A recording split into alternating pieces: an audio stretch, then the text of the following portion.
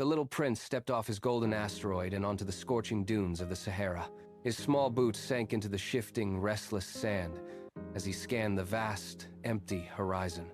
Nearby, a man sat slumped against the jagged wreckage of a downed plane.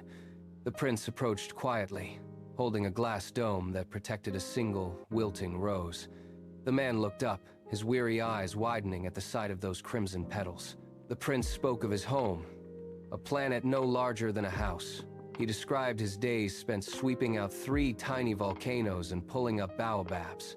On his world, he watched the sunsets simply by moving his chair a few inches. Together, they began to walk, 2 lonely souls searching for life. They trekked for hours until they discovered a small, hidden oasis cradled by the dunes. By the cool water, the prince asked why the wind whistled through the rocks. As night fell, they sat by a small fire. The prince spoke of his rose, explaining how he had watered her.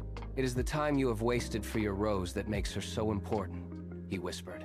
He spoke of the fox who taught him that to tame something is to become responsible for it. The pilot looked at his old maps, feeling the weight of his own life. He told the prince about things he once thought were important, like cold numbers in business. "The essential is invisible to the eye," the prince reminded him. The pilot felt the stars were bells, ringing with the laughter of a friend. In the morning, the light turned a pale, ethereal gold. The prince looked at the pilot one last time, a silent goodbye in his gaze. The man stood and waved, watching until the small figure vanished. The pilot looked up at the stars and began to hum a tune.